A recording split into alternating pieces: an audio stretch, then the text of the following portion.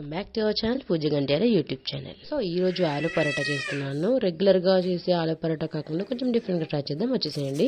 So first అయితే ఒక 3 ఆలు తీసుకొని మంచిగా పీల్ చేసేసుకొని ఉడికించకుండానే తీసుకోవాలి. సో పీల్ ఆఫ్ చేసేసుకొని ఇలా మొత్తం తురిమేసుకోవాలన్నమాట.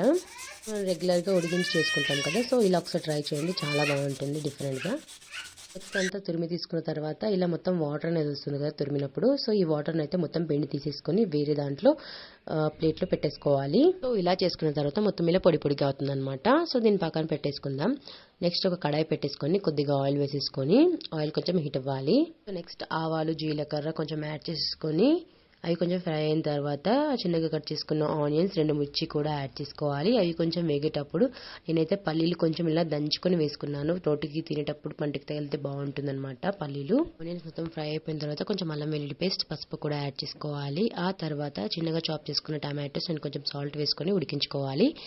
టమాటోస్ కూడా మగ్గిపోయిన తర్వాత మనం తురిమి పెట్టుకున్న బంగాళదుంపని అయితే యాడ్ చేసేసుకొని మొత్తం అంతా బాగా మిక్స్ చేసేసుకోవాలి. కొంచెం ధనియా పౌడర్, గరం మసాలా కూడా యాడ్ చేసుకొని బాగా మిక్స్ చేసేసుకొని స్టవ్ ఆఫ్ చేసేయాలి. సో నెక్స్ట్ నేనైతే పిండి ముందే కలిపేసి పెట్టుకున్నాను, గోధుమ పిండి తీసేసుకున్నాను. సో తర్వాత ఇలా చిన్న చిన్న ఉండలు చేసుకొని పక్కన పెట్టేసుకున్న తర్వాత ఇలా ఒక ముద్ద తీసేసుకొని పొడి పిండి జల్లుకుంటూ కొంచెం ఫస్ట్ రోల్ చేసుకోవాలి. ఆ తర్వాత దీంట్లోకి మనం ప్రిపేర్ చేసుకున్న ఆలు మిశ్రమాన్ని అయితే కొద్దిగా యాడ్ చేసేసుకోవాలి. బయటికి రాకుండా మొత్తం అంతా క్లోజ్ చేసేసుకోవాలి. తర్వాత ఇలా పొడి పిండి జల్లుకుంటూ మంచిగా మొత్తం అంతా రోల్ చేసేసుకోవాలి.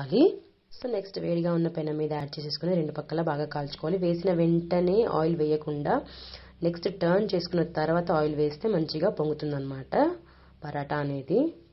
టర్న్ చేసిన తర్వాత ఆయిల్ వేసి మంచిగా కాల్చుకోవాలి. రెడ్గా అయ్యే వరకు కాల్చుకొని 2 పక్కల తీసేసుకుంటే సరిపోతుంది. సో నాది చూడండి, నేనైతే వేసిన తర్వాత ఇలా మొత్తం ఫ్లఫీగా పొంగుతుంది అనమాట పరాటా అనేది.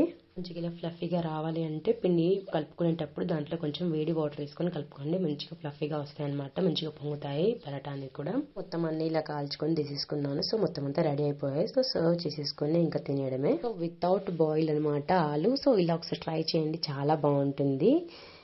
పిల్లలకి లంచ్ బాక్స్లో కూడా తొందరగా క్విక్గా చేసేయచ్చు, ఎందుకంటే బాయిల్ చేసే పని లేదు కాబట్టి కొంచెం టైం సేవ్ అవుతుంది అనమాట.